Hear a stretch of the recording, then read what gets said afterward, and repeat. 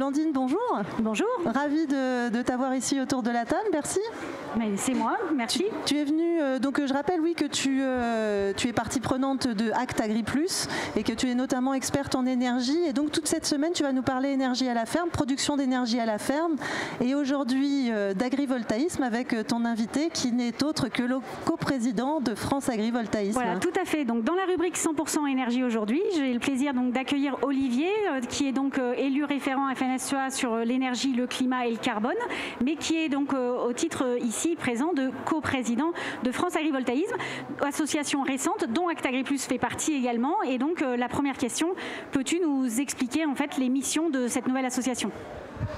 France Agrivoltaïsme, c'est une association qui regroupe l'ensemble des parties intéressées, c'est-à-dire des développeurs, des technos, du monde agricole, parce qu'en fait on est face à des nouveaux développements d'énergie qui regroupent l'agriculture et l'énergie. Donc c'est mettre autour de la table tous les intervenants pour travailler ensemble, trouver un développement harmonieux de l'ensemble, avoir nos discussions entre nous sur un certain nombre de sujets liés au développement, garder l'agriculture, parce que c'est le principe de garder la production alimentaire, mais que ça soit un véritablement plus pour l'agriculteur, notamment par le partage de la valeur. Donc c'est le but de France Agrivoltaïsme, c'est de discuter de ces sujets et d'avancer ensemble sur ces sujets.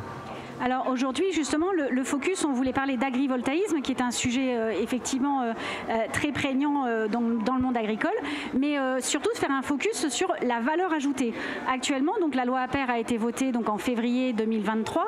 Les décrets sont parus donc, en mai dernier, et puis le dernier lié au contrôle en juillet dernier. Maintenant, Olivier, est-ce que tout est prêt pour que tous les acteurs de la filière, les agriculteurs, les opérateurs puissent démarrer et faire des projets ? C'est une nouvelle filière qui a besoin de calage, donc tout n'est pas prêt. Et c'est très important, le démarrage est très très important parce que s'il y a des dérapages ou si ça se passe mal, ça restera aussi et ça empiétera le développement. Et il y a un des éléments qui est très important, qui dit nouvelle filière, dit nouvelle valeur ajoutée, quoi, a priori. Et comment on arrive justement à faire ce partage entre le producteur, le développeur, l'agriculteur, son propriétaire éventuellement, parce qu'il y a beaucoup d'agriculteurs en fermage, mais aussi un partage avec les autres agriculteurs autour éventuellement ou avec le territoire. Ça dépend des départements. Le texte de la loi a bien spécifié que c'était à chaque département d'organiser, de construire un peu sa charte autour de ces sujets-là, des agriculteurs aussi. Il y a des départements où le côté collectif est plus fort que d'autres départements, mais c'est surtout de trouver un intérêt. C'est que l'acceptabilité de ce genre de filière passera par l'intérêt général de la production sur le territoire et pas l'intérêt particulier. Donc c'est véritablement cet enjeu, en sachant que l'agrivoltaïsme, qui est l'association de la production alimentaire et de la production énergétique, occasionne aussi un gain par rapport à l'électricité un peu plus faible parce que la technologie est plus compliquée, il y a moins de panneaux, donc forcément on produit moins d'énergie. Donc la valeur ajoutée d'un projet agrivoltaïque est inférieure à la valeur ajoutée d'un projet photovoltaïque, il faut en tenir compte, mais ça n'empêche qu'il y a de l'argent quand même, donc il faut trouver le moyen de le partager équitablement. Alors c'est vrai que ce sujet de partage de la valeur, je sais que dans certains territoires c'est aussi un enjeu, donc Mathieu, dans le Cantal, vous y travaillez. Oui, alors c'est vrai qu'on a saisi le sujet à bras-le-corps parce que en fait, avant le décret agrivoltaïque qui est tombé en début d'année, on avait des piles comme ça de dossiers qui arrivaient avec des gens presque tous les jours dans les communes. Ils disaient tiens, moi j'ai un parc chez moi, un projet de parc chez moi, tiens j'en ai un autre, j'en ai un autre.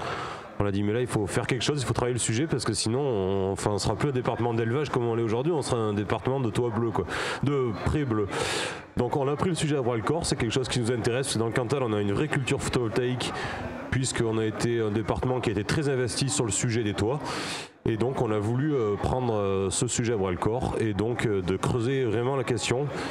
On ne voit la chose de sûr, c'est qu'on ne voit la chose qu'avec du collectif. Et du partage de la valeur, c'est sine qua non. On imagine l'agrivoltaïsme en étant partie prenante de l'installation, du capital et de la répartition de la valeur. Priorité aux agriculteurs. Deuxième priorité, c'est les gens environnant les parcs, parce que j'imagine pas faire un parc dans une commune sans que les habitants de la commune soient consultés, soient intéressés du fait de rentrer au capital. Je pense que c'est plus valorisant pour eux et c'est une façon aussi d'accepter la chose. Très bien. Donc là, ce qu'on voit, c'est que la valeur ajoutée, effectivement, il faut la prendre à bras le corps et donc que chaque département ou localité pourra aussi donc apporter sa pierre à l'édifice. Mais est-ce qu'il y a vraiment des outils peut-être sur lesquels nationalement on va pouvoir s'appuyer aussi pour avoir un peu un cadre sur cette valeur ajoutée ?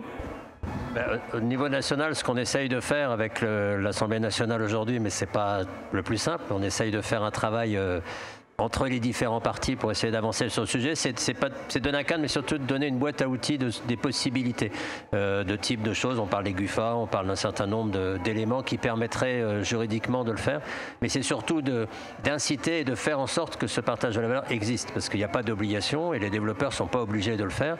Donc c'est véritablement de mettre en place un système qui dit qu'il doit y avoir un partage de la valeur sur les territoires.